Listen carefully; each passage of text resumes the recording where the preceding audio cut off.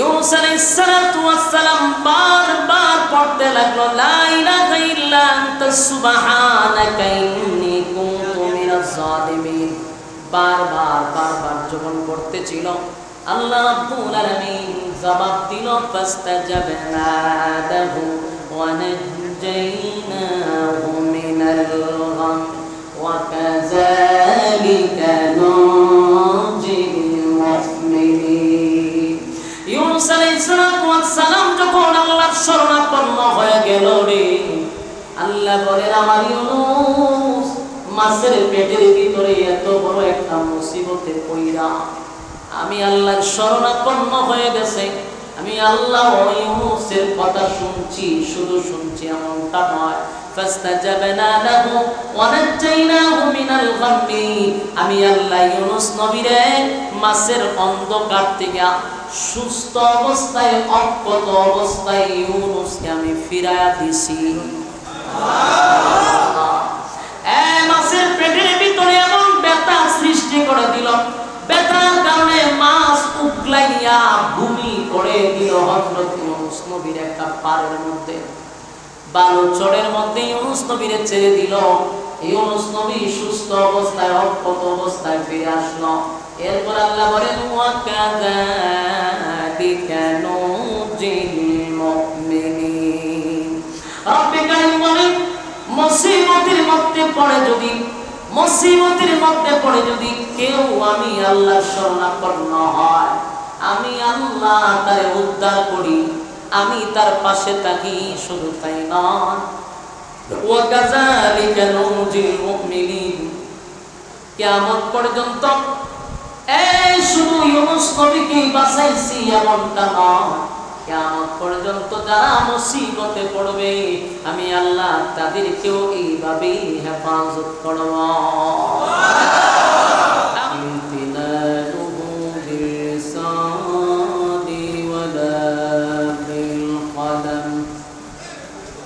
ونشهد أن لا إله إلا الله وحده لا شريك له وأشهد أن سيدنا وسندنا وحبيبنا ومولانا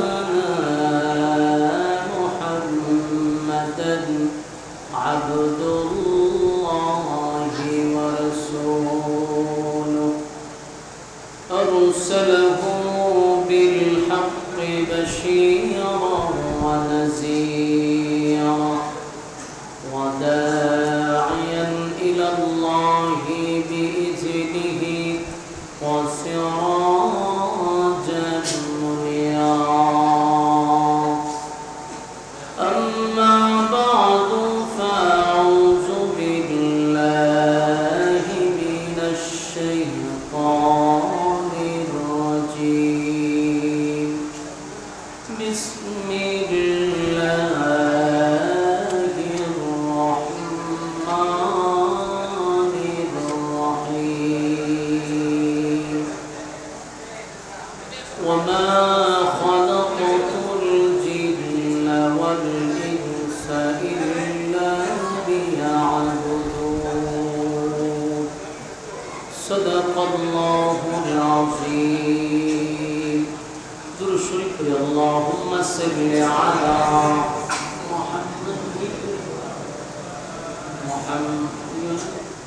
محمد وعلى آل محمد كما صليت على إبراهيم وعلى إنك حميد مجيد. मेरा दिल तलब रहा है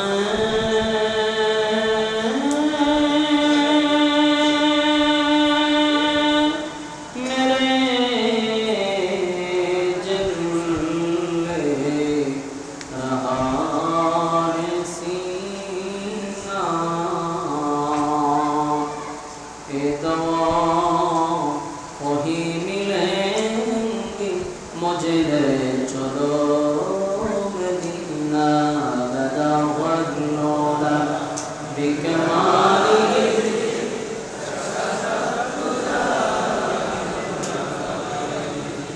حسنت جميع أبصاره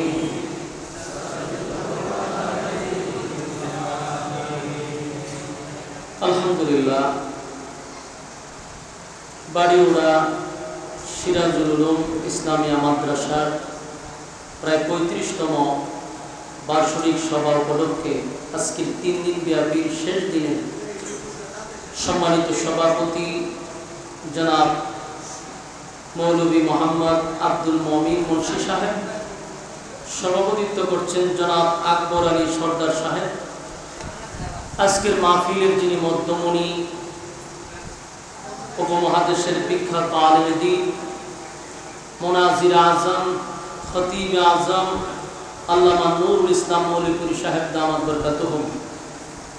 আজকের মাহফিলে যার দাওয়াতে এখানে আসা আপনাদের সকলের পরিচিত মহব্বতের একজন ব্যক্তিত্ব, অসংখ্য আলেমের উস্তাদ হযরত মাওলানা আল্লামা শায়েখ মেরাজুল হক কাসিমি সাহেব দামাত বরকাতুহুম।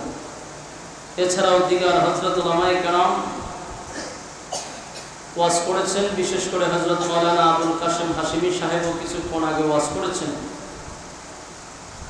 উপস্থিত আছেন তরুণ যুবক ভাইরা, মুরব্বিয়ান আযম।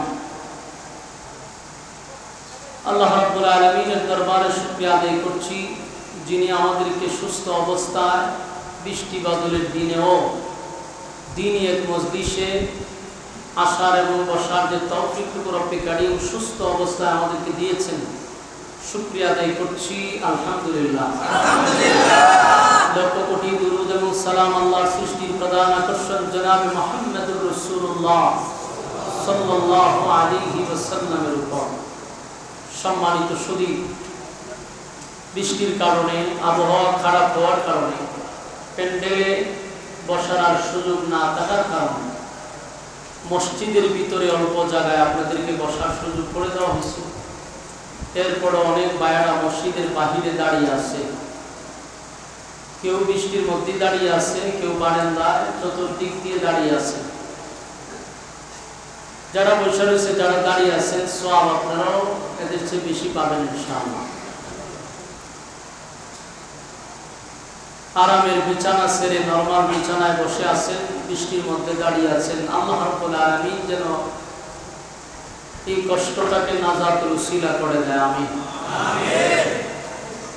সম্মানিত সুধী, 3 দিন ব্যাপী মাহফিলের আজকে শেষ দিনে একটি অধিবেশনে আমি আপনাদের সামনে উপস্থিত হয়েছি দিনে কিছু কথা বলার উদ্দেশ্যে। আল্লাহ রাব্বুল আলামিন ইখলাসের সাথে বলা, আপনাদেরকে ইখলাসের সাথে শ্রবণ করার তৌফিক দান করুন, আমিন। এত প্রচন্ড গরম, অন্যদিকে বাহিরে বৃষ্টি, এরপরেও মানুষ দাঁড়িয়ে আছে, বসে আছে, এটা একমাত্র লিওয়াজিহিল্লাহ, আল্লাহর ভালোবাসা। দুনিয়ার কোনো স্বার্থের জন্য মানুষ এতটুকু কষ্ট করে কেউ দাঁড়িয়ে নেতার বক্তব্য শুনতে কেউ আসবে না।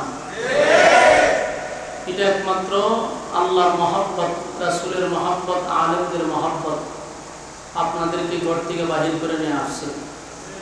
আমরা দোয়া করি আল্লাহ তাআলা যেন আপনাদেরকে এইটার উসিলা, নাজাতের উসিলা করে দেয়, আমিন। যেহেতু মসজিদের ভিতরে খোলা মাঠে বক্তব্য আর মসজিদের বক্তব্য দুইটা কিন্তু ব্যবধান আছে, যে কথা বলে সে বুঝে। এই জন্য স্টেজ প্রোগ্রাম আর মসজিদের প্রোগ্রাম দুইটা ভিন্ন। এরপরও আমি আপনাদের সামনে কিছু কথা আল্লাহ যেন বলার তৌফিক দেন, আপনার ধৈর্যের সাথে যদি শ্রবণ করেন কিছু বলতে চাই। মুনাজাত পর্যন্ত আসেন ইনশাআল্লাহ। আমরা পৃথিবীতে যারা আসছি এবং আরো আসবে কিয়ামত পর্যন্ত,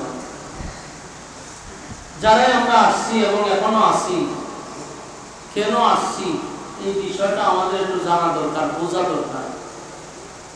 আমরা উদ্দেশ্য ছাড়া কোনো কাজ করি না, যে কোনো কাজ করি পিছনে কোনো উদ্দেশ্য থাকে। ঠিক আল্লাহ রাব্বুল আলামিন আমাদেরকে দুনিয়াতে পাঠিয়েছেন বিনা উদ্দেশ্যে না, উদ্দেশ্য আছে। অনর্থক আমাদেরকে দুনিয়াতে পাঠান নাই। কেন পাঠাইলেন? আমরা কেনই আছি? আমরা দুনিয়াতে ছিলাম না, বর্তমানে এখন আছি, আবার আমরা থাকবো, চলে যাবো, সেটা থাকার জায়গাও না। তাহলে আমরা এক জায়গা থেকে আরেক জায়গা যাই, ঠিক না? স্থির হইতে পারতেছি, ছিলাম না, আসছি, আবার চলে যাব। তাহলে আমরা আসলে কেউ থাকার জন্য এখানে আসিনি, যেতে হবে 100%। তো ছিলাম কোথায়? বলে ইনডাইরেক্ট, ডাইরেক্ট না, ইনডাইরেক্ট আমরা জান্নাতি ছিলাম। জান্নাতি কিভাবে? বাপ মা যদি জান্নাতে থাকে, আমরাও জান্নাতি ছিলাম। আব্বা আম্মা দুনিয়ায় আসছে, আমরা আসছি, তারা চলে গেছে, আমরাও চলে যাব। তবে তারা বুঝা কিন্তু আবার জান্নাতেই যাবে। সন্তান হিসেবে আমাদের টার্গেট হলো আমরা যেন আব্বা আম্মার কাছে যেতে পারি। তাহলে আমরা আল্লাহ এই ছোট্ট দুনিয়ার মধ্যে কেন পাঠাইলেন? যেটা পাঠাইছি একমাত্র একটা পরীক্ষা দেওয়ার জন্য। আর এই পরীক্ষার উপর ডিপেন্ড করবে তুমি চিরস্থায়ী কোথায় থাকবা। যেহেতু আমরা একটা দৌড়ের উপরে আছি, স্থির না, আসলাম এক জায়গায়, আসি এক জায়গায়, আবার থাকবো না। কিছু সময়ের জন্য দুনিয়া আমাদেরকে রাখা হয়েছে একটা পরীক্ষা দেওয়া হয়েছে। পরীক্ষা ফার্স্ট ফেলের মাধ্যমে আমাদের জায়গাটা আমরা ঠিক করে নিব। আমরা আসলে কোথায় স্থির হয়ে থাকতে চাই, এটা আমাদের পরীক্ষার রেজাল্টের উপরে ডিপেন্ড করবে। আশা করি আমার কথা বুঝতেছেন। তো রেজাল্টের উপরে ডিপেন্ড করবে আমরা কোথায় চিরস্থায়ী থাকবো। এখন আমরা আসি সবাই একটা পরীক্ষার হলের ভিতরে। দুনিয়াতে অনেকেই এখানে স্কুল, কলেজ, ভার্সিটি, মাদ্রাসায় পরীক্ষা দিচ্ছে। পরীক্ষার সময় কিন্তু বেশি দেওয়া হয় না, সর্বোচ্চ 3 ঘন্টা। আমরা কি কম? 3 ঘন্টা সময় দেওয়া। 3 ঘন্টার ভিতরে আপনি যা লেখা লেখেন, 3 ঘন্টা পরে আপনি জোর করেও থাকতে পারবেন না।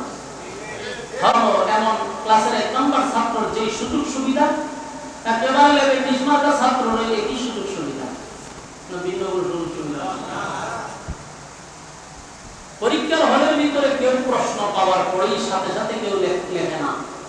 অনেকে প্রশ্ন পাওয়ার পরে প্রশ্নটা ভালো করে দেখে, আবার কেউ একজন প্রশ্ন দেখে আর কলমের মাথার কামড়ায়, চিন্তা করতে যা আছে যদি কমন আছে কি লিখবো, এটা একটা টেনশন।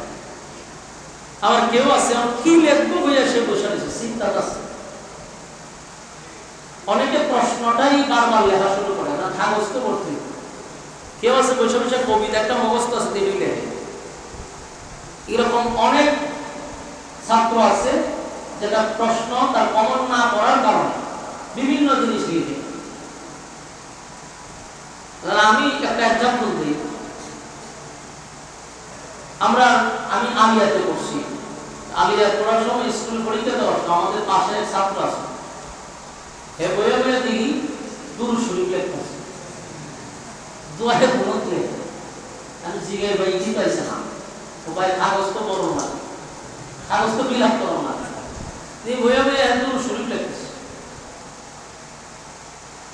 পরবর্তীতে খবর নিয়ে দিয়েও পাস করছে। আমার কথা বুঝতেছে? সোনার বাংলাদেশে লেখাপড়া না, পাস করা। ক্লাস আমরা একদিনও করি না, এরপর আমরা পাস। বাংলাদেশের অতীতে অটো পাস, কিন্তু আমরা অটো পাস ছিল না, পরীক্ষা দিয়ে ওভার হয়েছে, কিন্তু কোন কাগজটা করতে হয়েছে। এটা তো বাংলাদেশের পরীক্ষা, মানুষের তৈরি করা পরীক্ষা। আল্লাহর পরীক্ষা মানুষের পরীক্ষা সমান নেই। তো কাগজ দেখলাম যে পুরা কাগজ সব করছে, এরপরে আমার কাগজের জন্য আবদার করছে, তাই না কাগজ আবার দিচ্ছে। তো ভালো ছাত্র সে সঠিক উত্তর দিয়েও পুরা কাগজ ফিল আপ করার পরে যখন কাগজ চায় তারও দেয়, যে উল্টা ভালো লিখে কাগজ পড়ায় তারও কাগজ দেয়। বলুন অধিকার সমান কিনা? সমান, অধিকার সমান। কারণ 3 ঘন্টা, 3 ঘন্টার ভিতরে তুমি যা চাইবা দিতে পারবে। 3 ঘন্টা পরে দিয়ে আর লিখতে থাকতে পারবো। যেমন আমাদের পরীক্ষার ক্ষেত্রে এমন হচ্ছে 3 ঘন্টা শেষ, কাগজ নিতেছে, এর মধ্যে আমরা লেখা শেষ হচ্ছে না। অনেক সময় দেখা যায় লেখা শেষ হয় না, এরপরে কাগজটা টান দিয়ে নিয়ে গেছে। আমরা দিলাম টান দিয়ে নিয়ে যায়, মানে দেয় না, বলতে স্যার একটা মিনিট এরপরে টাকা হয়ে যায়, মানে 1 মিনিটও দেওয়া যায়। পরীক্ষার সময় শেষ, বের হোক। ঠিক তেমনি ভাবে আল্লাহ বলেন দুনিয়া একটা পরীক্ষার হল। পরীক্ষার হলের ভিতরে ভালো ছাত্রের যেই সুযোগ সুবিধা, খারাপ ছাত্রেরও সেই সুযোগ সুবিধা। পরীক্ষার হলের ভিতরে বেনামাজির যেই সুযোগ সুবিধা, নামাজি ব্যক্তিরও সেই সুযোগ সুবিধা। নামাজি ব্যক্তিরা আল্লাহ যেই টিউবওয়েলের পানি খাওয়ায়, বেনামাজিরও সেই টিউবওয়েলের পানি খাওয়ায়। নাস্তিক যদি আল্লাহর সকালে গালি দেয়, তারপরে তার জন্য যেই খাবার, মুসলমান মুমিন ব্যক্তির জন্য সেই খাবার। না কোনো ভিন্ন সিস্টেম আছে? নাস্তিকের জন্য যেই সূর্যের আলো, মুমিনের জন্য সেই সূর্যের আলো। কেন? বলে পরীক্ষা। বলুন কেন? আমরা অনেক সময় আমাদের একটা থাকে, সবসময় অভিযোগ থাকে যে আমি আল্লাহর ইবাদত করি, নামাজ পড়ি, রোজা রাখি, হজ করি, যাকাত দেই, রাসূলের তরিকা অনুযায়ী জীবনযাপন করি, আমার উপরে মুসিবত আর মুসিবত। অমুকে তো নামাজই পড়ে না, এত খুব সুন্দর চলে আছে না? হেরে তো আল্লাহ খাওয়া। বলে এটা অ্যাকশনের জায়গা না, এটা অ্যাকশনের। আমি এক্সাম্পল দিলে বুঝতে পারবো। পরীক্ষার হলে যদি কেউ বসে বসে গান লেখে, এক্সাম্পল দিতে মনে করে নে বইয়ে বইয়ে মমতাজের ভাইটা যা গান লিখতেছে, তো অফিসে এই পরীক্ষার হলে দেখবেন মাঝখান দিয়ে একজন শিক্ষক হাঁটাহাঁটি করে, দেখছেন না আপনারা যারা পরীক্ষা জানেন, উনি মাঝে মধ্যে দেখবেন এরকম একজন ছাত্র দাঁড়ায় কতক্ষণ দাঁড়ায় কাগজের ভাই ভাবে চাই দেয়, সাইটায় কতক্ষণ, কিন্তু স্যারে বুঝতেছে যে হ্যাঁ যা লিখতেছে এর দ্বারায় পাস করার কোনো সম্ভাবনা নাই। এরপরে কি স্যার তারা বাধা দেয়, লিখতে পারবে না। ক্লাস টাইমে যেমন বেতের আঘাত করে, পরীক্ষার হলে কি বেতের আঘাত দেয়? স্যারের সামনে গান লিখতেছে, কিছু পড়ার নেই, লিখতে থাক। রেজাল্ট আউট হওয়ার পরে বুঝতে পারবে তুই কোন আঘাত প্রমাণ করছস। স্যারে বাধা দেয়, সুযোগ সুবিধা তার সমান, গান লিখতেও সুযোগ সুবিধা বাধা দেয়। ঠিক দুনিয়াটা পরীক্ষার হল, এখানে যদি কেউ আল্লাহর হুকুম অমান্য করে তারও সুযোগ সুবিধা দেয়, যে আল্লাহর হুকুম মানে তারও সুযোগ সুবিধা দেয়, কারণ অ্যাকশনের জায়গা না। বলে এরা ঠাড়া হলে মারে না, গেলে বলে না এটা তো পরীক্ষার হল, এখানে ঠাড়া হলে তো এই জন্য টাড়া হলে মারে না, কারণ পরীক্ষার হলে বিচার হয় না, বিচার হয় রেজাল্ট আউট হওয়ার। তো রেজাল্টটা আউট হবে কোথায়? হাসরের মাঠে। বলুন রেজাল্ট আউট হবে কোথায়? হাসরের মাঠে। এখন আমরা যারা জীবন যাপন করতেছি, ধৈর্য দিবেন, আমাদের কিন্তু পরীক্ষা চলতেছে। আমাদের কি চলতেছে? হ্যাঁ, কারণ তামসা করতে যাবে, বলে নামাজ পড়ে না কি হয়েছে, নামাজ পড়ার সাথে কি হইতো, তোর যেমন মানুষের চলতে থাক, রেজাল্ট আউট হলে পরে বুঝবি এটা হয়েছে, এটা তো হাসরের মাঠে বুঝবি। এখন কি তোর কইব কি হয়েছে, রেজাল্ট এখন আউট হইতো, এই বাংলাদেশ যে প্রশ্ন উত্তর আগে পাস করে দিত, এটা তো হাসরের মাঠ। এটা রেজাল্ট আউট হবে হাসরের মাঠে, তখন বুঝবি যে তুই নামাজ পড়ছস না, কিটা হইছে, কি হইছে, এটা হাসরের মাঠে দেখা যায়। কি হইছে এটা দুনিয়াত না। এজন্য যারা পেড়াগিরি দেখায়, মস্তানি করে, বলে মস্তানি কেন কইরা, আর হলের ভিতরে তো তোর সাইডে তো পিটা দিত না, তোর সাইডে তো সাইজ করতো না, কারণ হলের ভিতরে বই রইছস। হল থেকে বাইরে রেজাল্ট আউট, এরপরে বুঝবি কত প্রকার কি কি বাস্তব না বাস্তব। হ্যাঁ, রেজাল্ট আউট। পৃথিবীটা পরীক্ষা হয়, পরীক্ষা ছাড়া কেউ কোনো কাজ কোনো দিক দিয়ে আগাইতে পারছে? দুনিয়ার সিস্টেমই দেখেন, আপনার একটা উন্নতি হইতে গেলে, একটা ভালো একটা অবস্থানে যেতে গেলে আপনাকে পরীক্ষা দিতে হবে, কথা হয় না? তাহলে জান্নাত পাইবেন চিরস্থায়ী, পরীক্ষা ছাড়া এটা পাবেন কিভাবে? নবী রাসূলগণ, আমাদের আহলে সুন্নাত ওয়াল জামাতের আকীদা হলো তাদের কোনো গুনাহ নাই। আপনারা কি কোনো গুনাহ আছে? নবীরা মাসুম, কোনো গুনাহ নেই। কিন্তু আল্লাহ নবী রাসূলের ক্ষেত্রেও পরীক্ষা দিয়েছে। আমার কথা বুঝেননি? দেখেন একটু চিন্তা করেন, নবী রাসূলগণ মাসুম, তারপরেও আল্লাহ তাদেরকে পরীক্ষা ফলাইছে, ফলায় নাই? আদম থেকে শুরু করেন, আল্লাহ আদম নবীরে বলছে যে জান্নাত পুরাটা পুরো কোনো অসুবিধা নাই, যে গাছটা তুই তো দেয় না, ফলও দইল না, মাঝখানটা ইবলিস চায়া সিস্টেমে ষড়যন্ত্র কইরা ফল খাওয়াইছে। খাওয়ানোর পরে আর জান্নাতে থাকতে পারছে? আসছে দুনিয়া আসার পরে একদিন দুই দিন নয়, 350 বছর পর্যন্ত আদম নবী খালি এই বিষয়টা নিয়েই কান্নাকারি করছে। এত কান্না কাঁদছে, আদম নবীর চোখের পানি এক জায়গায় জমা করে নবী হয়ে যাবে, এত কান্না কাঁদছে। লজ্জায় শরমে উনি আসমানের দিকেই তাকাইছে না, যে আল্লাহ আমি ভুল করে বলেছি। কাঁদছে, নবীর ক্ষেত্রে আল্লাহ পরীক্ষা করছে। ইব্রাহিম খলিলুল্লাহ উপাধি হলো আল্লাহর বন্ধু। এই আল্লাহর বন্ধু ইব্রাহিম আলাইহিস সালাম কি আল্লাহ পরীক্ষা ছাড়া করছে? পরীক্ষা করছে। পয়গম্বররা পরীক্ষা করছে, একটা দুইটা পরীক্ষা, বহু পরীক্ষা আল্লাহ ইব্রাহিম নবীরও করছে। সন্তান হয় না, 90 বছর চলে গেছে, 80 বছর চলে গেছে, সন্তান হয় না। তবে আল্লাহর কাছে চাইছে রব্বি হাবলি মিনাস সালিহিন, আল্লাহ একটা নেককার সন্তান দেন। দোয়া কবুল হয়েছে, আল্লাহ নেককার সন্তান দিছে। 80 বছরের মাথায় যদি কারো সন্তান হয় একটা, কি পরিমাণ মায়া মহব্বত বাচ্চাটা লেগে। আমরা তো বাচ্চা একটা জান্নাত যাবে না, ঠিক নেই? একটু না দেখলে কত কষ্ট লাগে। আর 80 বছরে গিয়ে বাচ্চা হয়েছে, কি মহব্বত। এর মধ্যে আল্লাহ পরীক্ষা চালাইছে। পরীক্ষা কি? স্বপ্নে দেখা যে তোমার সবচেয়ে প্রিয় জিনিসটাকে আমার রাস্তায় কোরবানি করো। কত বড় পরীক্ষা। ইব্রাহিম আলাইহিস সালাম 100 উট কোরবানি করছে, কিন্তু পরের দিন স্বপ্ন আবার একই দেখায়, আবার উট জবাই করলেন, একই স্বপ্ন দেখে। কিন্তু উনি তো খলিলুল্লাহ, বুঝতে পারছে যে আমার সবচেয়ে প্রিয় যে জিনিসটা এটা তোমার সন্তান। আমার আল্লাহ যে তোমার প্রিয় জিনিস চায়, তাহলে আমার সন্তানকে আমি আল্লাহর রাস্তায় দেব। এটা সবাই জানেন, বলতেছি।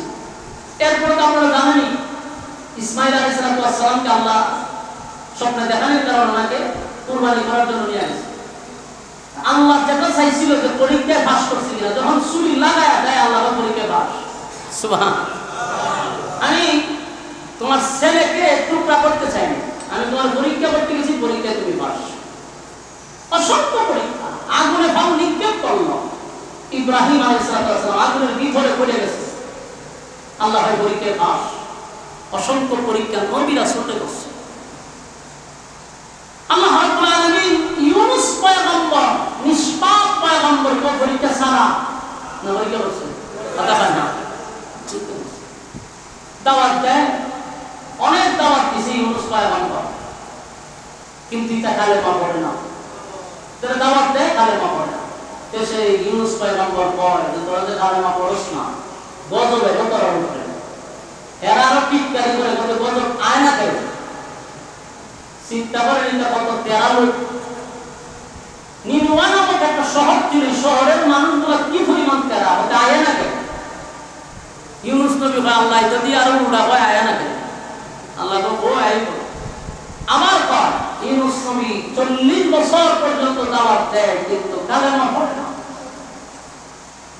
শেষে বলল যে তোমরা উপরে গজব আইব, কত কোন গজব পাড়াইতে আমরা রেডি। শেষে ইউনূস নবী আল্লাহ বলল যে জান আপনি গজব আমি দিব, 3 দিনের ভিতরে গজব আইতেছে। নিয়ম ছিল গজব আসলে নবীরা এলাকা ছাইরা ভিন্ন জায়গায় চলে যায়। ইউনূস নবী তার সন্তানাদি নিয়ে এলাকা ছাইরা ভিন্ন এলাকায় চলে গেছে। আর অন্যদিকে তার উম্মত যারা ছিল, যদি কালেমা পড়ছে না, এর ভিতরে একটা ভয় ঢুকছে। ভয় কি বলে, এতদিন তো ইউনূস খালি হয়েছে গজব আসবে আসবে আসবে, কিন্তু এখন তো 3 তারিখ ঠিক হয়ে গেছে, বলছে 3 দিনের ভিতরে গজব আসবে। যদি আইসা পড়ে, এর ভিতরে ভয় ঢুকছে কি, যদি আইসা পড়ে। আমার কথা আমরা বুঝিনি, মুখটা একটু লাগাই। আমরা যদি আওয়াজ না দেন, আমার পিকআপ বাড়তো না। এমনি মসজিদের ভিতরে, ঘরের ভিতরে বক্তার কথা বলার উৎসাহ আগ্রহ এমনি থাকে না। এর মধ্যে যদি আপনারা কবরস্থান বানান, জিয়ারত করুন, আল্লাহ রাসূল একটু হানা কইয়া আপনারা কইলেন বুঝি যে না কথা শুনতেছে, তাহলে আমার পিকআপ বাড়ে। চিন্তা করেন, ইউনূস পয়গম্বর তার উম্মত যারা ছিল নিম্ন নামক শহরের এরা কয় এতদিন খালি হয়েছে গজব আসবে আসবে, আমরা তারা মারছি টিটকারি করছি, কিন্তু এখন দিন তারিখ ঠিক করে রয়েছে। এদের মধ্যে কিছু জ্ঞানী আছে, এরা বলে শোন তেরামি তো বহুত করছি, যদি আয়া করে কথা তো ঠিক, যদি আয়া করে তাহলে একজনে কইল ভাই আমি তো কিছু কিতাবাতি করছি, আমি যতটুকু জানি গজব যদি আসে তাহলে পয়গম্বররা এলাকায় থাকবে না, এলাকায় আগে গিয়া দেখো ইউনুস পয়গম্বর এলাকার ভিতরে আছে, যদি তাকে বুঝবা গজব গজব হয়তো না কেউ ভাও, আর যদি দেখো ইউনুস পয়গম্বর এলাকা নাই তাহলে তোমরা রেডি থাকো, তোমরা গজব আসবে। এরা চিন্তা করছে, এরা 3-4 জন লোক পাঠাইছে পুরো এলাকা, পুরো এলাকা তন্ন তন্ন করে তালাশ করছে ইউনুস নবীর ভাই মাসিনী নাবিতে মুস কখন ঘটনা ঘটব গজব আইব। আর ইউনুস পয়গম্বর তার সন্তান দিলেও ই এলাকা ছেড়ে দিছে, এই দিকে আর করছে মুসিবত গজব তাই অপেক্ষা করতে করতে দেখে হঠাৎ করে ছায়া দেয় 3 দিন 3 রাত যখন যাইতেছে না তখন দেখে চতুর্দিকটা অন্ধকার হয়ে গেছে, উপর থেকে ধোঁয়াশার মতো কালো একটা জাকের পর জাক নিচের দিকে নামতেছে। এরা বুঝতে লাগছে যে লক্ষণ পাকড়াও করছে, এখন কি করা যায়? এখন তো চিল্লাইলাম না মুসলিম নাই, এখন এরা কান্দার বাইরে কি করলাম, কত ওয়াজ করছে আমরা হুজুররা, ফাত্তাই দিছি না, হুজুরে ওয়াজ করে মসজিদ আর আমরা কেন ওই আড্ডা মারি, তখন তো ঠিকই ধরে লিখছে আমরা ইউনুস নবীর উম্মত কত ওয়াজ করলো ইউনুস নবী, আমরা তারা মানলাম, আয় বলছে তো গজব। এখন এরা কান্না শুরু করছে, কান্দে আর পর যে এখন কি করণীয়, আমরা কালেমা পড়তে চাই কিন্তু ইউনুস নবী যদি থাকতো তাহলে আজকে গিয়ে তার হাতে আমরা কালেমা ধরে ঈমান আনতাম, কিন্তু ইউনুস নবী তো নাই, এখন কি করি, কান্না শুরু করছে। ইউনুস আলাইহিস সালাতু ওয়াস সালামের উম্মতেরা ছিল খুব তেরা টাইপের লোক, তারা এখন গিয়া তাদের দিকটা নরম হইছে, কান্দে কান্দে লাগলো কোন কান্দে তো কি ভুল করলাম। ইউনুস যদি থাকতো তাহলে তার হাতে পায়ে ধরে আমরা কালেমাটা পড়ে নিতাম, গজবটুকু কাছাকাছি। হঠাৎ করে দেখে শুধু কালো না, এখন ভয়ানক শব্দ হইতেছে, দেখছেন বৃষ্টি এবার ঠাড়া মরে আওয়াজটা দেখছেন, অনেক বেনামাজিরও বই যায় সব মুসলমানে যে সব কোনার কথা ঠিক দরজা লাগায় এমন ভয় ভিতরে আসে, ই আওয়াজ নাই, এটা তো গজবের আওয়াজ, এটা গেছে আরো বেশি ডাবল আওয়াজ, বিকট থেকে বিকট আওয়াজ হইতেছে, ভয়ানক শব্দ হচ্ছে, আর ইউনুস নবীর উম্মতেরা ভয়ে তরতর করে কাঁপতেছে আর কান্না শুরু করছে। এর মধ্যে একজন বলে শোনো ইউনুসের চিন্তা করে এখন আর কোনো লাভ নাই, কারণ আমাদের মাথার উপরে কিন্তু গজব চলে আসছে, সমানে ধ্বংস করে দিবে। আমরা যখন ইউনুস নবী নাই তাহলে নিজে নিজে যতটুকু পারি ইউনুসের রবের উপরে আমরা ঈমান আনব। ইউনুস নবীর উম্মতেরা সবাই ঘর থেকে বাহির হইয়া মাঠে আইসা 2 হাত তুলে কান্দে আর বলে রব ইউনুস নবীর প্রভু, আমরা এতদিন বুঝতে পারিনি, আমরা এতদিন বুঝি নাই আপনার নবীর সঙ্গে আমরা অন্যায় করছি, অপরাধ করছি, বেয়াদবি করছি, কিন্তু আপনার নবী থাকলে মাপ চেয়ে নিতাম, আপনার উপরে ঈমান আনতাম, কিন্তু আপনার নবী আমাদেরকে ছেড়ে চলে গেছে, এখন কার কাছে গিয়া কালেমা পড়ি? নিজে নিজেই কালেমা পড়লা, বলল আল্লাহ অন্যায় করছি গো, অপরাধ করছি, আপনার নবীর সঙ্গে বেয়াদবি করছি, আর কোনোদিন এমন বেয়াদবি করব না, আপনার হুকুমের অমান্য অবাধ্য হব না, আমাদেরকে মাফ করে দেন। কালেমা পড়লাম। আল্লাহ বলেন জিবরাইল আমি তো গজব দিতে চাইছিলাম নাফরমানদের উপরে, বেঈমানদের উপরে, যারা আমি আল্লাহকে অস্বীকার করে, কিন্তু এখন গজব করবে যারা আমার স্বীকার করে, যারা আমার উপরে ঈমান আনছে। তাই আমি ঈমানদারের উপরে গজব দিব না, যারা আমার রব হিসাবে মানে, আমি রবের উপরে ঈমান আনছে, আমি তাদের উপরে গজব দিব না। ইউনুস নবীর উম্মতেরা ঈমান আনছে, জিবরাইল গজব উঠায় আনাও, আল্লাহর হুকুমে তারা তাকায়া দেখে আস্তে আস্তে কালো যে একটা আস্তে আস্তে কালো একটা জাকের মতো নিচের দিকে নামতে ছিল, এটা নামে না। সুবহানাল্লাহ, এটা নিচের দিকে নামে না, এখন খালি উপরের দিকে উঠে। আর বিকট থেকে বিকট ভয়ানক যে আওয়াজ ছিল এটা আস্তে আস্তে কমে গেছে। আস্তে আস্তে কালো যে একটা জাক ছিল এটা আস্তে আস্তে উপরে উঠে গেছে, বিকট থেকে বিকট আওয়াজ বন্ধ হয়ে গেছে। তার মানে আল্লাহ গজব উঠায় আনিছে। কারণ যখন জমিনে নাফরমানি হয় তখন আল্লাহ গজব দেয়, নাফরমানি যদি না করে আল্লাহ গজব দেয় না। আল্লাহ গজব উঠায় আনিছে। অন্যদিকে ইউনূস নবী তার সন্তান নিয়ে ভিন্ন একটা এলাকায় অবস্থান করলো। কিন্তু এলাকা অবস্থান নেওয়ার পরে একজন মানুষ, কিছুদিন পরে দেখে একজন মানুষ, নিনুয়া নামক শহরের একজন মানুষ, উনি রাস্তা দিয়া যায়। ইউনূস নবী লোকটারে চিনলো আর বললো এদিকে আসো। নিনুয়া নামক শহরের অবস্থা কি? কারণ ইউনূস নবী জানে 3 দিন হয়ে গেছে, এতদিনে হয়তো বা মাটির সাথে শহর মিশায়া দিছে। নিনুয়া নামক শহরের লোকটা বলতো আমি তো এখন খালি আসলাম, কোনো অবস্থা তো কিছু দেখলাম না। ইউনূস নবী কয় কোনো গজব টজব আসে নাই? না। শহর কি ধ্বংস হয় নাই? বলে না। ইউনূস নবীর মাথার উপরে একটা টেনশন চলে আসলো। আল্লাহ নিজের মুখে বলল গজব দিয়া তাদেরকে ধ্বংস করবে। আমিও সরে আসলাম, কিন্তু এখন তারা ধ্বংস হইল না। তারা ধ্বংস হইল না। আল্লাহ বলছে ধ্বংস হয়ে যাবে। তো ধ্বংস হয়েছে না, আমি যারা কইছি গজব দিয়া ধ্বংস করবে না, তো ধ্বংস হয়েছে না, আমার গেল তারা বাইরে মেরে দিল। এরা যখন কইতাম গজব আসবে তখনই আমারে দৌড়াইতো, আমার উপরে নির্যাতন করতো, আমারে গায়ে মারদাবাদ দিতে দিত না। আর আমি তাদেরকে 3 তারিখ বইলাছি গজব আসবে। এখন যে গজব আসে নাই তার কাছে যদি আমি যাই আমারে বাইরে মেরে দিবে। ইউনূস নবী আর আল্লাহর হুকুমের অপেক্ষা করলেন না, সাথে সাথে সিদ্ধান্ত নিল এই এলাকায় থাকবো না, দেশ ছাইরা আমি বিদেশ চলে যাব। কিন্তু ওই যে লোকটা নিনুয়া নামক শহর থেকে আছে, হেও কিন্তু ঘটনা ভাইয়া বুঝে না, কারণ জানেই না। যদি ভাইয়া বইতো তাহলে অসুবিধা ছিল।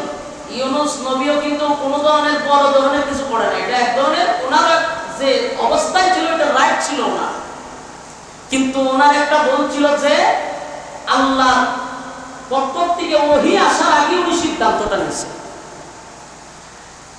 এখন আসুন, আমাদের আহলে সুন্নাত ওয়াল জামাতের আকীদা হলো নবীরা মাসুম, তাদের কোনো গুনাহ নাই। এইজন্য আমরা এই কথা বলবো না ইউনূস নবী গুনাহ করছে।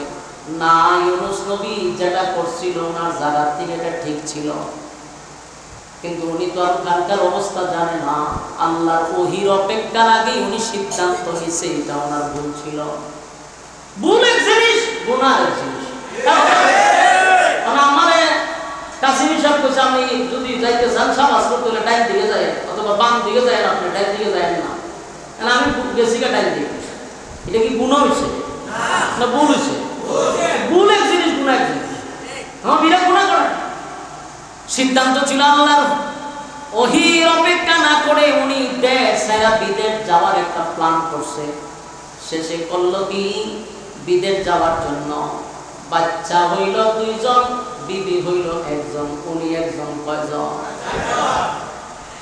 এই 4 জন লোক রওনা দিতে গিয়া হঠাৎ করে একজন দুষ্ট লোক, চরিত্রহীন, সে মহিলা দেখলেই জাপায়া পড়ে। এই দুষ্ট লোকের কিছু লোক আইসা ইউনূস নবীর বিবিকে সিনায়া নিয়ে গেছে। নাউযুবিল্লাহ। এ সুন্দরী মায়া হন দেখলে জোর করে ধরে নিয়ে যাবে। ইউনূস পয়গম্বরের বিবি জোর করে লইয়া যাইতেছে, কিন্তু ইউনূস নবীর বিবি বলে যে স্বামী আপনি যেই কাজে যাইতেছিলেন আপনি যাইতে থাকেন, আমার চিন্তা করেন না, আমার হেফাজতের দায়িত্ব আল্লাহ। নবীর বিবি তো আমার হেফাজত আল্লাহ করবে, আপনি যান। বিবিরে নিয়ে গেল রাস্তার মধ্যে। এবার 2টা সন্তান লইয়া ইউনূস নবীর ওয়ারা দিল দেশ ছেড়ে বিদেশ যাবে। রাস্তায় যাইতে শুরু করলো, ছোট্ট একটা নদী পার হইয়া তারপরে গিয়া জাহাজে উঠতে হয়। নদীর কিনারে একটা সন্তানকে দাঁড় করাইয়া আর একটা সন্তানকে কাঁধে করে নিয়ে যাবে। হঠাৎ করে যখন নদীতে নদীতে নামলো, দেখে ছেলেটারে বাগে এসে হয়ে গেছিল। কথা বুঝতেছেন? যে ছেলেটারে নদীর পাড়ে রাখছিল ওইটারে বাগে আইসা কামড় দিয়ে নিয়ে গেছে। এখন আর হয়েছে এক ছেলে। এই ছেলেটারে নিয়ে যখন নদীতে নামলো, নদীর এত স্রোত, এত স্রোত, এত স্রোত, পানির স্রোতের কারণে বাচ্চাটারে আর ধরে রাখতে পারলো না। পানির স্রোতে বাচ্চাটারে বাসায় নিয়ে গেছে। বলুন মুসিবত বাঁচে না? যেটা বলতেছিলাম, পরীক্ষা কিন্তু আল্লাহ পয়গম্বরদেরকেও ছাড়ে নাই। পয়গম্বরদের উপরও পরীক্ষা আসছে, পরীক্ষা আসছে, কিন্তু পরীক্ষায় উত্তীর্ণ হইতে পারলে চিরস্থায়ী জান্নাত। জান্নাত কি আপনি এমনি পাবেন না? পরীক্ষা দিতে হবে।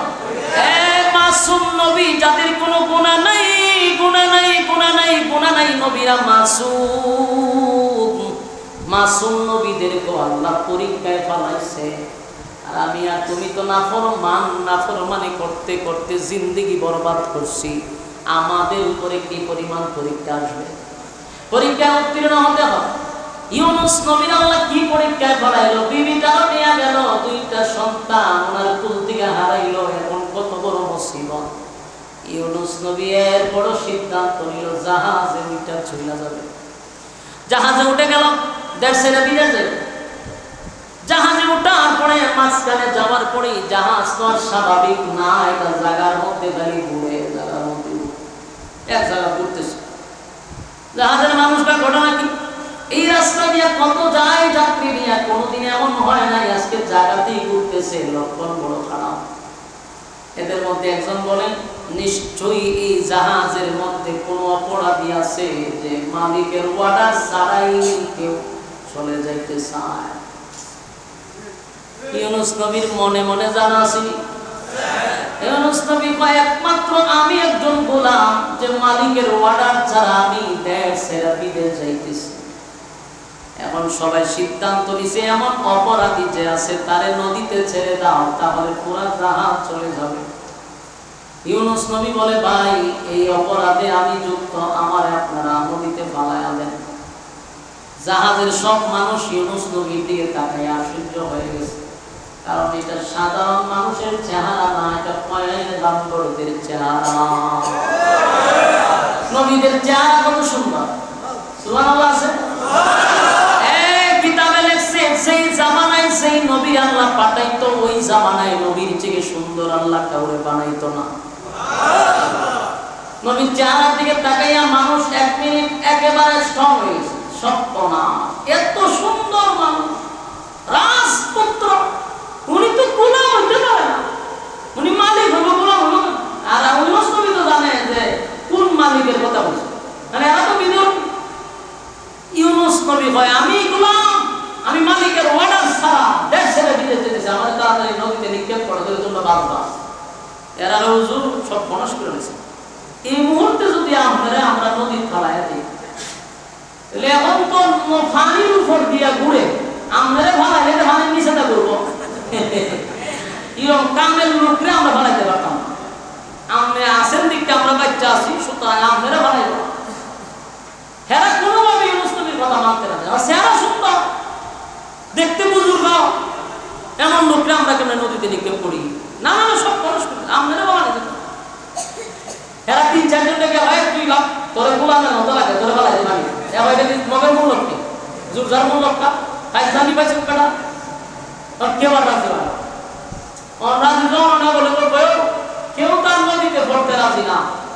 মরণ লাগলে তো সবাই একসাথে মরব, 2 সাইড তো মরে যাবে, আমাদের চেনা কেউ কি ইচ্ছা করে মরতে চাইব কথা হয় নাকি?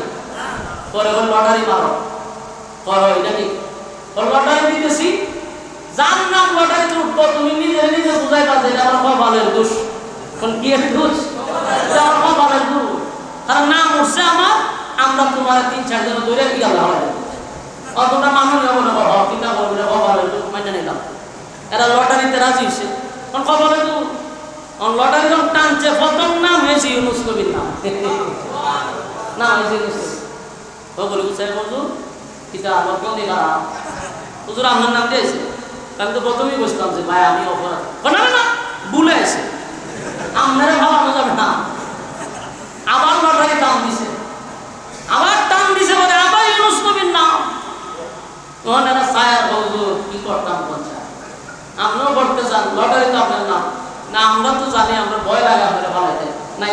গেছে, আবার দেয়, আবার দিল, আবার ইউনূস নবীর নাম। এইভাবে 10 বার দেওয়ার পরে ইউনূস নবীর নামই উঠে। শেষে হয় হুজুর কপালের দোষ। শেষে কি কর কপালের দোষ কিতা করবেন? আমরা বহুত চেষ্টা করছিলাম আপনারা না ভালো এটা লেখা। হুজুর আমরা আপনার কাছে মাফ চাই। এত হুজুরে তো সকলে দইরা ইউনূস নবীর 2 হাত ধরছে, ভালো ধরছে, হুজুর আল্লাহর রাস্তায় মাফ করে দিন, পুরাই হয়েছে।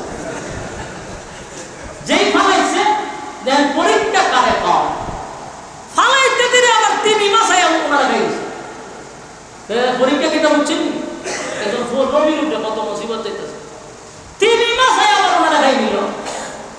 আর যা নবীর উপর দিয়ে দিলে ভুল তো পুরাও বন্ধ।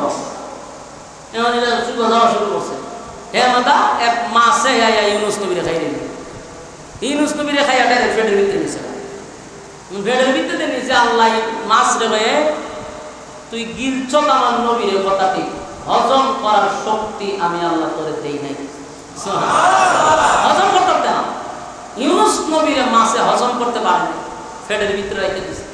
এক সিল্লা ফেডের ভিতরে লাগাইছে অন্ধকারের ভিতরে। ইউনূস নবী চিন্তা করে গেল না, মাসের ফেডের ভিতরে চিন্তা করছে ঘটনাটা কিন্তু একটার পর একটা মুসিবত। আমার অপরাধ হচ্ছে, ভুল আমি করছি, কারণ আমার মালিক অর্ডার দিবার আগে যে আমি দেশ ছেড়ে বিদেশে যাইবার নিয়োগ করছি, এই কারণে আমার উপরে মুসিবত আইছে। আমি তো অপরাধী। এই ইউনূস নবী এখন পড়া শুরু করছে, লা ইলাহা ইল্লা আনতা সুবহানাকা ইন্নী কুনতু মিনাল যালিমিন। ইউনূস আলাইহিস সালাতু ওয়াস সালাম বারবার পড়তে লাগলো, লা ইলাহা ইল্লা আনতা সুবহানাকা ইন্নী কুনতু মিনাজ জালিমিন। বারবার যখন পড়তেছিল আল্লাহ রাব্বুল আলামিন জবাব দিল, ফাস্তাজাবনা লাহু ওয়া নাজাইনাহু মিনাল গাম ওয়া কাযালিকা নুনজিল মুমিনিন। ইউনূস আলাইহিস সালাম যখন আল্লাহর শরণাপন্ন হয়ে গেল রে, আল্লাহ বলেন আমার ইউনূস মাছের পেটের ভিতরে এত বড় একটা মুসিবতে পইরা আমি আল্লাহর শরণাপন্ন হয়ে গেছে। আমি আল্লাহ ইউনূসের কথা শুনছি, শুধু শুনছি এমনটা নয়। ফাস্তাজাবনা লাহু ওয়া নাজাইনাহু মিনাল গাম্মি। আমি আল্লাহ ইউনূস নবীরে মাছের অন্ধকার থেকে সুস্থ অবস্থায়, অজ্ঞাত অবস্থায় ইউনূসকে আমি ফিরায়া দিছি। মাছের পেটের ভিতরে এমন ব্যথা সৃষ্টি করে দিল, ব্যথার কারণে মাছ উগলাইয়া ভূমি করে দিল হযরত ইউনূস নবীর একটা পাড়ের মধ্যে, বালুচরের মধ্যে ইউনূস নবীরে ছেড়ে দিল। ইউনূস নবী সুস্থ অবস্থায়, অজ্ঞাত অবস্থায় ফিরে আসলো। এরপর আল্লাহ বলেন, ওয়া কাযালিকা নুনজিল মুমিনিন। রব্বে কারীম বলেন, মুসিবতের মধ্যে পড়ে যদি কেউ আমি আল্লাহর শরণাপন্ন হয়, আমি আল্লাহ তারে উদ্ধার করি, আমি তার পাশে থাকি। শুধু তাই নয়, ওয়া কাযালিকা নুনজিল মুমিনিন। কিয়ামত পর্যন্ত এই শুধু ইউনূস নবীকে বাঁচাইছি এমনটা নয়, কিয়ামত পর্যন্ত যারা মুসিবতে পড়বে আমি আল্লাহ তাদেরকেও এইভাবেই হেফাজত করব। তাহলে বলুন, মুসিবতে পড়লে কার কাছে চাইবেন? মুসিবতে পড়ে গেলে, বিপদে পড়ে গেলে কার শরণাপন্ন হব? আল্লাহর না বাবার? খুব সাবধান, বাবার কাছে চাওয়া যাবে না, তখন আল্লাহর কাছে চাইতে হবে। ঠিক আল্লাহ বলেন, আমার শরণাপন্ন হয়েছে ইউনূস পয়গম্বরকে উগলাইয়া ছেড়ে দিল, কিন্তু পড়ছে কোথায়? একটা বালুর মধ্যে। 40 দিন পর্যন্ত মাছের পেটের ভিতরে থাকার পরে একটা মানুষ কি আর সুস্থ থাকে? উনি আর উঠতে পারে না, শুয়ে রইল বালুর মধ্যে। প্রচন্ড রৌদ্র ছিল, উনি বালুর মধ্যে শুয়ে আছে, হাত নাড়াইতে পারে না, শরীর নাড়াইতে পারে না।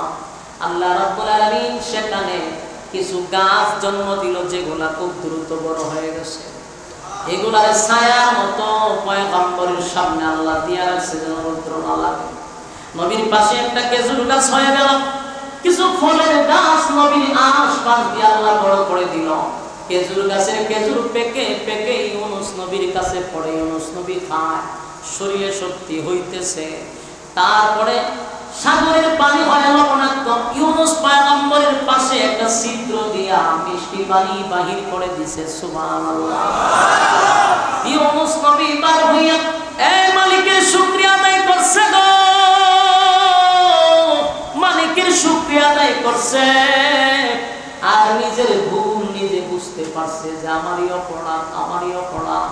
একটা সময় ইউনুস নবী ফুললি সুস্থ হয়ে গেল।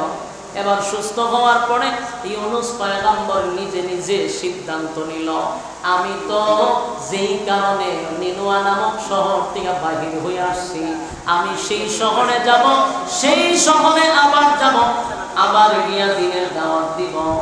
ও চাচা, ওয়াজ আমি করতাম না, আপনি করতেন, মাঝখানটা বা মাঠু করে দিয়েছে।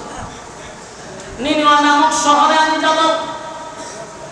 বলুন তো দেখি ইউনুস নবী কি জানে তার উম্মত কালেমা পড়ছে?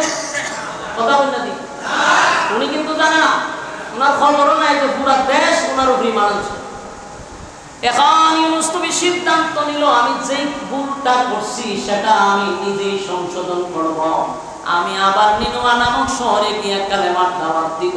তারা যদি আমারে মানে মারব, আল্লাহর হুকুম ছাড়া আমি কোথাও লড়ব না। সিদ্ধান্ত নিয়া ইউনুস পয়গম্বর রওনা দিল নিনুয়া নামক শহরের দিকে। হঠাৎ করে রাস্তার মধ্যে একজন ডাক দিয়া বলে, আল্লাহর পয়গম্বর একটু দাঁড়ান। সুবহানাল্লাহ। ইউনুস পয়গম্বর আশ্চর্য হয়ে, আমি রাস্তা দিয়ে যাই, আমার এদিকে একজন বলে, আল্লাহর পয়গম্বর একটু দাঁড়ান, আপনার সঙ্গে আমার কথা আছে, কথা আছে, কথা আছে। ইউনুস নবী আশ্চর্য হইছে এই কারণে, 40 বছর দাওয়াত দিয়ে একটা মানুষ কালেমা পড়ল না। আমি যে আল্লাহর পয়গম্বর, আমি যে নবী, এটা স্বীকারও করল না। কে রে পিছন দিক দিয়ে আমার নবী বইলা ডাক দেয়। ওই লোকটা বলে, হুজুর আপনি দাঁড়ান, আপনি আল্লাহর পয়গম্বর। আল্লাহর পয়গম্বর ইউনুস বলে, কাটরিয়া শুন, কেমনে আমার চিনলি, আমারে কেমনে চিনলি, আমি আল্লাহর পয়গম্বর কেমনে জানলি, কেমনে জানলি? ওই মৎস্য সে মাছ চাষ করত, নদীর থেকে মাছ ধরত, গরিব মানুষ। লোকটা বলে, হুজুর আপনার চেহারা দেখে আমি বুঝতে পারছি আপনি দুনিয়ার কোন সাধারণ মানুষ না, আপনি আল্লাহর পয়গম্বর, আপনার চেহারা সাক্ষী দেয়। সুবহানাল্লাহ। ইউনুস নবী চিন্তা করে গেছে, 40টা বছর দাওয়াত দিলাম, কোনদিন আমারে কেউ নবী বইলা ডাক দিল না। কত মায়ের আমারে মারলো, কত লাঞ্ছিত করলো, অপমানিত করলো। আজকে একটা গরিব মানুষ আমারে আল্লাহর পয়গম্বর বলে ডাক দেয়। এবার মাছ যে বিক্রি করে লোকটা বলল, হুজুর একটু দাঁড়া। দৌড়াইয়া গিয়া হঠাৎ করে ওই মৎস্যজীবী যে মাছ চাষ করে, এই লোকটা দেখে তার কুলে একটা সন্তান নিয়ে ইউনুস নবীর সামনে বলে, হুজুর এই সন্তানটা কার? এটা তো আমার ছেলে। ওই জায়গাটা বাড়িতে শুরুতে বাসায় এনেছে, এই সন্তানটা না দিছে ইউনুস নবীর শৈল অনেক কুলল। ইউনুস নবী তো ছেলে দেখতে অবাক হয়ে গেছে, আমার ছেলেকে তো পানির স্রোতে বাসা নিয়ে আসে, আমি তো তারে বাঁচাইতে পারলাম না। পানির স্রোতে আমার সন্তানকে নিয়ে গেল নদীতে, তুমি আমার ছেলেটারে কেমনে পাইলা? বলে, হুজুর আমি গেছি মাছ ধরার জন্য, আমার জালে আপনার সন্তানকে পাইছি, দেখলাম সে জীবিত, তারা চিকিৎসা করলাম, ভালো হয়ে গেছে। বলুন তো সন্তান হারানোর পরে যদি বাবা তার সন্তান ফিরে পায় কতটা আনন্দ। আপনার ছেলে যদি হারায় যায়, বিজ্ঞপ্তি দিয়েছেন, পেপার পত্রিকায় দিয়েছেন, বাবা কি সময় ঠিক থাকে? একটা বাবার সন্তান হারানোর পরে পাগল পাগল হয়ে যায়, এই সন্তানটারে যদি কিছুদিন পরে পায় তাহলে কতটা খুশি হয়। মাঝে মধ্যে সোশ্যাল মিডিয়াতে একটা চ্যানেল আছে, এটার নাম হলো RJ কিবরিয়া। আপনারা অনেকে চ্যানেলটা চিনেননি? আমি এর ভিডিও মাঝে মধ্যে আমার সামনে আসলে আমি খুব মনোযোগ দিয়ে দিই। এই RJ কিবরিয়ার ভিডিও দেখে আমি কান্দি নাই এমন কোনো দিন নাই। মানে ভিডিও দেখলে কান্দবো, এটা আমি একবার নিশ্চিত হয়ে যাই। চোখ দিয়ে অটোমেটিক যত সত্য দিনওয়ালা মানুষ থাকুক, আর যে কিবরিয়ার ভিডিও দেখলে আমার সঙ্গে অটোমেটিক পানি পড়বে। আমি খাচ্ছি সত্য কথা, অনেক দিন একা একা খাচ্ছি, ভিডিও দেখলে আমার অটোমেটিক কান্দায়। কেন?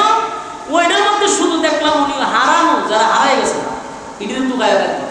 যেমন মনে করেন আপনার সন্তান হারাইছে 10 বছর আগে অথবা 20 বছর আগে, এইটির গার্জেন বিভিন্ন ভাবে এরা যোগাযোগ করে যে কোনোভাবে ব্যবস্থা করে, তখন 20 বছর পরে ছেলের এক রুমে রাখে, বাবার আর এক রুমে রাখে, খুব সুন্দর করে ডিসিপ্লিন করে। তো কতক্ষণ পরে বাবারে আনে যে আপনি আসুন, ছেলের বাবা দুজন যখন 20 বছর ধরে টাকা, এই সময় মুহূর্তটা কেমন হবে? ছায়াটা তো হঠাৎ করে বাবা দেখি ছেলেরা জড়ায় ধরে দুজন একটা কান্নাকান্নি শুরু করে, এই সময় আমরা বানিয়ে যাবো। এই সময় আমরা কান্না যত দিন বলা সব তোলা মানুষও অটোমেটিক আমার সৌদা বানিয়ে আসবে। আমি দেখি তো আমার অটোমেটিক কান্না আসে, এটা আমারও কান্না আসবে। তখন দেখলাম দুইজন একজন আরেকজনের ধরে এমন চিল্লাচিল্লি শুরু করে। অনেকদিন পরে সন্তানটা পাইছে, কত সুমানি সুমা, গালো সুমা দেয়, কপালে সুমা দেয়, জড়ায় ধরে। তো এটা এই মুহূর্তটা আপনাকে আমি ওয়াসফিরে বোঝানো যাবে না, এটা যে ভিকটিম সে বুঝে। কথা বল ঠিক? ইউনুস নবী তো ছেলের আশা ছেড়ে দিয়েছে, ঠিক না? নদীতে বাসায় রয়েছে, সাগরের পানিতে, আর হইল আর উনি নিজে মাছের পেটের ভিতর দিয়ে বাইরেছে, কত বড় মুসিবত উঠতে আসে। এর মধ্যে সন্তান ভাইয়া কতটা খুশি, জড়ায়া ধরছে, কান্নাকাড়ি করছে। এখন ছেলেরে কাঁধে লইছে, লইয়া ওই শহরের দিকে রওনা দিছে। শহরের দিকে যায়, ছেলেটারে কাঁধে লইয়া যেতেছে। কিছুক্ষণ পরে দেখে পাহাড়ের উঁচু টিলার থেকে একজন কাটুরিয়া সারাদিন কাঠ কাটে, সারাদিন কাঠ কাটে, সারাদিন লাকড়ি এক জায়গায় জড়ো করে বাজারে নিয়ে বিক্রি করে আর তার সংসার চলে। এমন একজন ব্যক্তি হঠাৎ করে এমন একটা ব্যক্তি পাহাড়ের উঁচু টিলার থেকে পয়গম্বর ইউনূস আলাইহিস সালাতু ওয়াস সালামকে ডাক দিয়া বলে, ও আল্লাহর পয়গম্বর, আপনি একটু দাঁড়ান, আপনার সঙ্গে কথা আছে। সুবহানাল্লাহ। পয়গম্বর ইউনূস আলাইহিস সালাতু ওয়াস সালাম আবার অবাক হয়ে গেল, পাহাড়ের উঁচু টিলার থেকে কে রে আমারে পয়গম্বর বলে ডাক দেয়, কে আমারে পয়গম্বর বলে ডাক দেয়। আশ্চর্য হয়ে গেল, আশ্চর্য হইয়া উনি তাকায়া দেখে একজন কাটুরিয়া পয়গম্বর ইউনূসকে ডাক দেয়, হুজুর আপনি দাঁড়ান। ইউনূস পয়গম্বর বলেন, কাটুরিয়া তুমি আমাকে কিভাবে চিনলা? আমি যে আল্লাহর পয়গম্বর, তুমি কেমনে জানো বলে, হুজুর আমি বলতেছি আপনি দাঁড়ান। কিছুক্ষণ পরে কাটুরিয়া, আচ্ছা এটা কি আওয়াজ মাঝে বন্ধ হয়ে যাবে না? না আপনারা বুঝুন না এটা? আমি যে অতক্ষণ দিন লড়াচড়া করতেছি, মাইকম্যান কো বেড়া যা আমার একদমক গায়ে বেরোবো মুরব্বী গান আরে সতর্ক হ্যাঁ বই গেছে উনি, একবার সাউন্ড আয় একবার সাউন্ড যায়, ঘটনা কিতা কই গেছে উনি? হ্যাঁ লয়ের না শেষ করে না, বিরক্ত লাগতে যান না, বিরক্ত লাগলে আমারও সুবিধা, ঠিক আছে না? বইয়া তখন কি পরিমাণ কষ্ট, আমার থেকে আপনারও কষ্ট, আপনার সিবার ভিতরে বই রয়েছে। কথাগুলি একটু মনোযোগ দিয়ে শুনেন। শুধু বলছিলাম যে পরীক্ষা, ইয়াদ রাখবেন কি পরীক্ষা নিয়ে কথা চলতেছে। পরীক্ষার থেকে কেউ রেহাই পায়, আমি পরীক্ষা ছাড়া জান্নাত পাবেন না। নবীদের ক্ষেত্রে যেহেতু পরীক্ষা হয়েছে, কনিরও বলে ওয়াজ কেমনে করতাম, একবার আয় আওয়াজ একবার যায়, এরপরে তো মাইক প্যান্ডে ভাইতেছি না, আমরা আসতেছেন, আমার তো বিরক্ত লাগছে, তারা দায়িত্বশীল এরা তো কথা হয় না। এই মাইক প্যান্ডে 3-4 জন ধরে লইয়াম, মাহফিলটা ধ্বংস করে দিতেছে। বসেন লইলেন না, 10 মিনিট বসেন, উড়াউড়ি করেন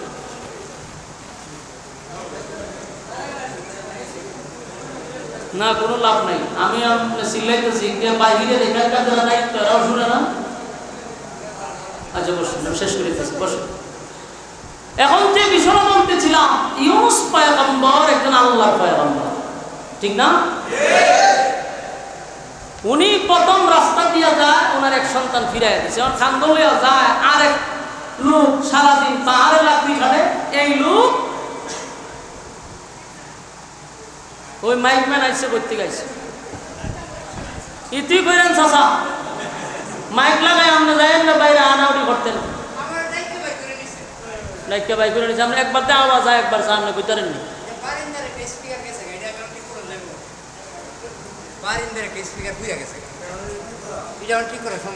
আচ্ছা এটা ঠিক না করেন, এটা বিদ্যুতে আওয়াজ যায়, আর ঘটনা কি একবার আসে একবার যায়, এটা ঠিক করেন।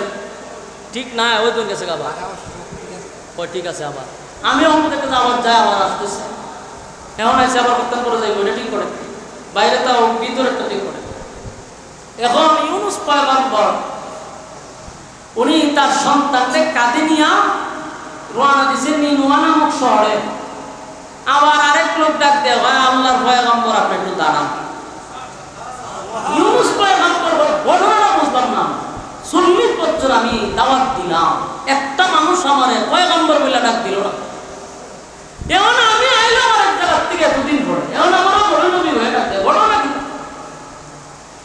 কাঠুরি আয় দেখে কতক্ষণ পরে তার বড় ছেলেটা রয়ে গেছে, বাঘে লয়ে গেছে। বাঘে যে লইয়া গেছিল, এই ছেলেটারে লইয়া ইউনুস নবীর সামনে একা রয়েছে। ইউনুস নবী বলে তো আমার ছেলে, আমরা বাইরে কেন হয়, এটা আমার কাছে বাঘে দিয়ে গেছে, আসেনি, বাঘে দিয়ে গেছে। বাঘে দেওয়ার পরে হয় আমি জানি না আল্লাহর পয়গম্বর, এটা আমি জানতাম না, তবে আমি বুঝলাম কিভাবে, আমি বুঝলাম কিভাবে, বুঝছি যে এই ছেলেটা জাত, সে সাধারণ কোনো মানুষ না, সাধারণ লোক না। বাঘে আমার কাছে কয় এটা আল্লাহর পয়গম্বরের সন্তান,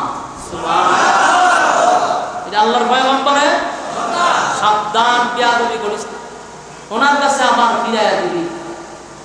এখন এই লোক বলে, তখনই বুঝতে পারছি। আর আমি চিন্তা হইলাম আমার খান্ত একটা লইয়া ঘুরতেছে, এটা যে এটার বাইরে চেহারা দিকে বুঝছি, বাইরে বাইরে চেহারা মিল দেখে না, আমি দেখে বুঝছি যেটা আপনি। পরে বড় ছেলেরে ফিরাইয়া দিল, 2 ছেলে পাইয়া ইউনুস নবী খুশি না বেজা? খুশি। যাই কিছু ছাড়াইলাম যে বিরক্ত করতেছে, কথা বলার মন মানসিকতা নেই, আপনারা শোনারও মেজাজ নাই, ওই দিন মাইকে গীতা করে। এখন আসুন, ইউনুস পয়গম্বর 2 ছেলে পাওয়ার পরে খুশি না বেজা? এখন 2 ছেলেরে লইয়া বাপে আবার যাইতেছে রাস্তা দিয়া। কিছুক্ষণ পর যাওয়ার পর কিছু বকাটে ছেলে আই ইউনুস নবীর গেরাও দিয়া হুজুর দাঁড়ায়, আপনি আল্লাহর পয়গম্বর, আমরা আপনার সাথে বেয়াদবি করবো না, আপনি দাঁড়ান। ইউনুস নবী আরো আশ্চর্য হইতেছে যে ঘটনাটা কি, যে আমি দেখালে আমার নবী হয়ে ডাকবে, এরা তো বকাটে, এরা তো ইগো সুন্দর আচরণ করার তো কথা না, ভাই আপনি দাঁড়ান। দাঁড়ান কইয়া কিছুক্ষণ পরে ওনার বিবি লইয়া এসে সামনে, বিবিরে ভাইয়া তার খুশি, 2 ছেলে হারাইছিল, আল্লাহ বিদায় দিছে, বিবিরে নিয়ে গেছিল এক জালেমে, সেও আইন আবার বিবিরে ফিরত দিছে। তখন বললো যে তোমার যে সে নিয়ে গেছিল কোনো ক্ষতি করে নাই, বলে যে নিয়েছিল হ্যাঁ তো চরিত্র ভালো না, চরিত্র খারাপ, তবে আমার সাথে সে কিছু করতে পারে নাই। এর যে আমার করতে চাইছে না এমনটা না, কয়েকবার চাইছে আমার দত্ত, আল্লাহ হাত প্যারালাইসিস করে দিয়েছে, দত্তটা হাত প্যারালাইসিস হয়ে গেল, তাই আবার তওবা করে, আর জীবন ধরতাম না, ভুল করে দিয়েছি, আল্লাহ রাস্তায় মাফ করে দেয়। মহিলা মানুষ দিল নরম, আল্লাহ মাফ করে দেন, মাফ করে দিছে, রাত করেছে, কিন্তু চরিত্র তো খারাপ, 2-3 দিন পরে আবার যায় দত্ত, আল্লাহ আবার দেয় প্যারালাইসিস করে, আবার শিক্ষা দেয়, কান দেয়, আবার উনি দোয়া করে, আল্লাহ আবার হাত ভালো করে দেয়, কিন্তু কুত্তার লেজ তো সুন্দর হয় না। 3 বারের মাথায় এরপরে ইউনুস পয়গম্বরের বিবি বলে যে ঠিক আছে তুই ভাবি তা, তুই লড়াচড়া করিস না, তোর হাত পালা না, দাঁড়াইছে অবস্থা করে রয়েছে। ইউনুস নবীর হাতে ফিরায়া দেওয়ার পরে তার হাতে ফেরা গেছে মানুষ। সুবহানাল্লাহ। তাহলে বিবিও পাইল, সন্তানও পাইল। গেল নির্মাণ নামক শহরের ভিতরে ভয় ছিল, গেলে কিছু একটা হামলা করবো, কিন্তু মাইরা লাগা মারে আল্লাহর দ্বীন কায়েম করবো। গিয়া দেখে এরা নবীরে ফাইয়া যে কি খুশি। সুবহানাল্লাহ। নবী ভাইছে, আর নবী সারাই মানাচ্ছে, তারা নবী ভাইছে খুশি আনন্দে। ইউনুস নবীরে কত মহব্বত আর কত ভালোবাসা, নবী ভাইয়ারা বড় খুশি। আর রান্না শুরু করছে যে আপনারে গোটা নিলুয়া নামক শহর তালাশ করছি, অলিতে গলিতে আপনার তালাশ করছি, আমরা আপনারে পাই নাই, আপনি আমাদের মধ্যে আছেন। এরা শুকরিয়া স্বরূপ আল্লাহর কুদরতি পায়ে সেজদা দিছে। বলুন তো দেখি, ইউনুস নবীরও কি আল্লাহ পরীক্ষা ছাড়া ছেড়ে দিছে? লম্বা ঘটনা, আরো কয়েকজনের পরীক্ষার কথা বললাম, কিন্তু আমি যে কথা বলতেছি আমার বিরক্ত লাগতেছে।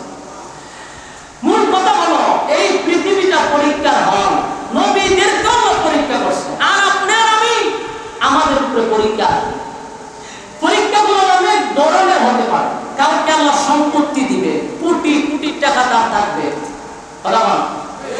পরীক্ষা হলে আপনি এটা পাইবেন না যে আপনি রিস্কা চালান, আপনার আল্লাহ পরীক্ষা দিচ্ছে, এমনটা না। কোটি কোটি টাকা দিয়েও আপনার আল্লাহ পরীক্ষা করবে। নেতা বানাইবে, বড় পদ দিব আপনারে, উবাইদুল কাদেরের মতো পদ দিয়ে দিব, এটা দিয়েও কিন্তু আল্লাহ পরীক্ষা করে। হ্যাঁ, এটা দিয়েও পরীক্ষা করে। তো পরীক্ষা করলে পরে আপনি তো পরীক্ষা বুঝতেছেন না। টেকা ভাই আমায় দেখছো, আল্লাহ আমার মতো মায়া করছে, আমারে কি পরিমাণ টেকা দিছে, আমারে কত সম্মান করছে।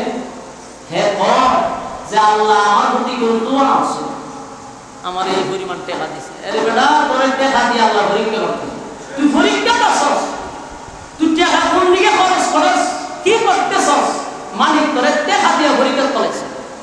আবার কাউকে আল্লাহ এক বেলা খায় আর এক বেলা খাইতে পারে না, এই অবস্থায় তারে পরীক্ষা করেছে।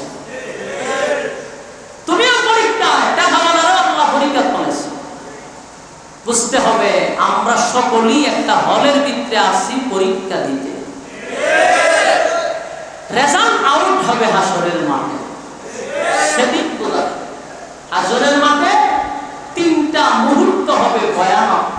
এর মধ্যে একটা হইল যদি রেজাল্ট দিব, যদি ডাইন হাতে দেয় কপাল বালা, বাম হাতে দিয়ে কপাল পড়ছে। বাম হাতে অথবা ডান হাতে, যখন বাম হাতে পাইবেন বুঝলে কপাল আপনার মুসিবত আছে। রেজাল্ট পাওয়ার পরে সে বুঝবে আমার লক্ষণ বাড়া, লক্ষণ। সেদিন সিদ্ধান্ত হবে আপনি জান্নাতে যাবেন না জাহান্নামে যাবেন। এজন্য আমরা সকলেই পরীক্ষা হলে আসি। আল্লাহ আমরা অনর্থক বানায় নেই। আফাহাসিবতুম আন্নামা খালাকনাকুম আবাসান ওয়া আন্নাকুম ইলাইনা লা তুরজাউন। আমি অনর্থক অকারণে নিষ্প্রয়োজনে তোমাদেরকে বানাইছি না। কেন বানাইলাম? ওমা খালাকতুল জিন্না ওয়াল ইনসা ইল্লা লিয়াবুদুন। আরে মানব দানব বানাইছি ইবাদতের জন্য। কারণ কিসের জন্য? তাহলে আমরা উদ্দেশ্য কি? আল্লাহর ইবাদত বندگی করা। আমাদের পরীক্ষা চলতেছে, পরীক্ষায় উত্তীর্ণ হওয়া। কথা কোন ঠিক নেই? হালাতে আমরা বুঝে নিব যে এটা আমাদের উপরে পরীক্ষা শুরু হয়েছে। আল্লাহ আমাদেরকে পরীক্ষায় উত্তীর্ণ করুক, সকলে বলে আমিন। আমাদেরকে এই বড় হলের ভিতরে সুষ্ঠুভাবে আল্লাহ যেন আমাদেরকে পরীক্ষাটা দেওয়ায়, আমরা যেন সুষ্ঠুভাবে পরীক্ষা দিতে পারি। কথা কোন ঠিক? 3 ঘন্টা সময় বলতে কি বলতেন? ওয়াল আস, সময়ের কসম। মুফাসসিরে কেরাম সময়ের ব্যাখ্যা করতে গিয়ে অনেকগুলো অর্থ, কেউ বলে কালের কসম, সময়ের কসম, আসরের কসম, কিন্তু মূল ব্যাখ্যা হলো যে সময়টা বলছে এটা তোমার হায়াত নিয়ে কসম করছে। আল্লাহ তোমার হায়াতের কসম করছে, যে তোর হায়াতের কসম। ইন্নাল ইনসানা লাফি খুসর, ধ্বংস। বাঁচতে হইলে তারা পরীক্ষার হলে পরীক্ষা দিয়ে উত্তীর্ণ হতে হবে। এই সাইডটা কোয়ালিটি আছে, সময় নাই। তো আমরা এটা বুঝে নিব যে আমাদের উপরে পরীক্ষা চলছে। আল্লাহ রাব্বুল আলামিন আমাদেরকে দুনিয়া এবং আখিরাতে